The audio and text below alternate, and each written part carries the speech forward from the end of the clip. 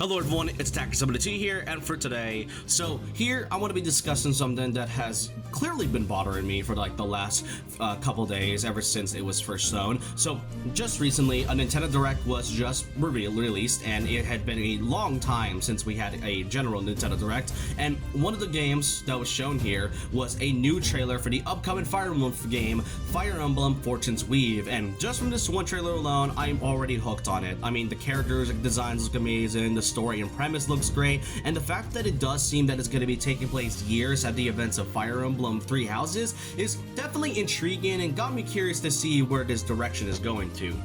Now, what many fans have took notice, however, is definitely the new price reveal that is for this upcoming Fire Emblem game. Now, for those that may not know, within like the last few months, Nintendo has decided to do these optimal prices for Switch 2 titles, more particularly for their first-party games, and lately they actually have been fair in some cases because it usually differs on whether you're getting the digital title or the physical version of said game. The most recent examples to come up with are definitely things like Star Fox being $50 digitally, but $60 physically, and that goes the same thing for games like Splatoon Raiders, which is also $50 digitally and physically being $60, and then probably another example that came out not too long ago, which is Yoshi and the Mysterious Book, being $60 digitally, but $70 in the physical sense. So yeah, if it's just basically a way for Nintendo to kind of avoid another controversy of games being $70, then it's probably a good way. And I have talked about in the past about the problems within these price ranges. I can still agree that in some cases there are many certain games that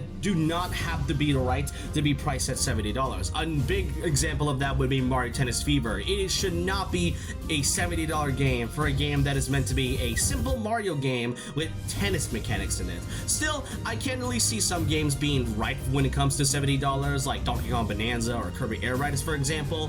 But Fire Emblem Fortune's Weave pricing had just been revealed, and it is by far one of the more bad ones, to say the least. And it's been confirmed that Fortune's Weave is going to be priced at $69.99 digitally, with a physical pricing of $79.99 being physical, which is not exactly a right way to go about it. Now, Fire Emblem Fortune's Weave, if you don't know, I talked about this game already, like when it was first revealed. I talked about the issues about, when it comes to the fans not liking Fire Emblem, because like, I like Fire Emblem. It may not be everyone's cup of tea when it comes to the tactical genre, and that's really okay, and I love the franchise. I've been pretty much playing it for a good few years since I had brought Three Houses. I'm planning to get Awakening pretty soon, but one thing's for certain is that I don't really think Fortune's Weave should really be justified at a price of $70. It may be a fairly popular franchise, but it is not in the same league as with the other bigger series that Nintendo has.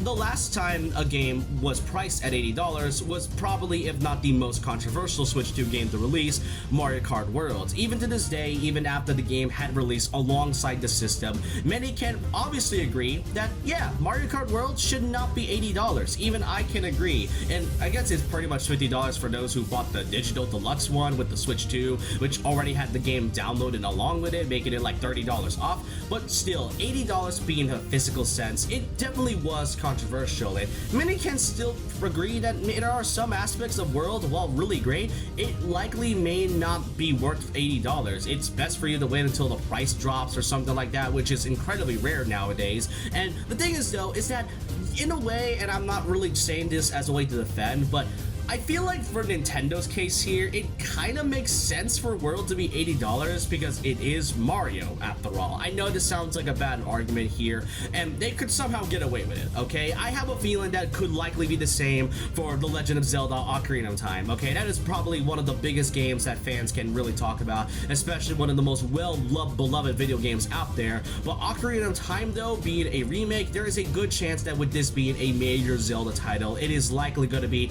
the price of $80. And again, I'm not saying this as a way to defend. I love to see the games that are basically the standard $60, and $70 are for games that actually does deserve that type of quality. As I already said, Bonanza is one of them.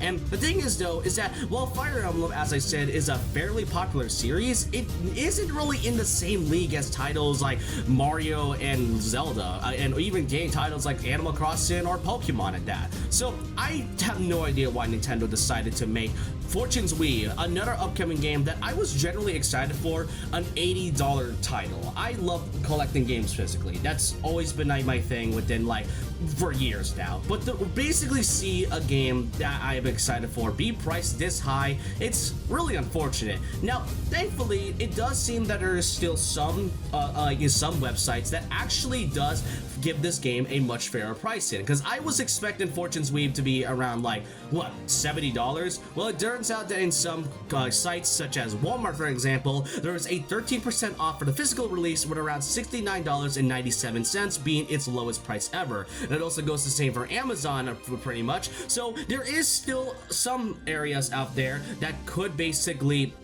be priced in at that same range as with the other Switch 2 games, and this could likely be the first and likely only time I'm ever going to order something from Walmart and such, because after all, I am excited for Fortune's Weave, but $80 price in. I love Fire Emblem. It is still a pretty popular series, but I just really don't think, or basically I don't really think it should deserve a $80 price in. If anything, you should either wait until the game is at like a huge price drop, which I already said is pretty rare, or if, as I just showed you, just buy the game physically at Walmart on the website, and there you can actually play the game in a much fairer sense. Now it kind of makes me worried about how Nintendo and their other games are going to be in the future, because from the looks of it, likely the reason why this game is even priced at $80 is because this is one of their AAA titles, such as Mario Kart World, and that's likely going to be the case for when Ocarina of Time remake comes out this year, and I am definitely worried that's going to be the case for when Pokemon Winds and Waves released in 2027.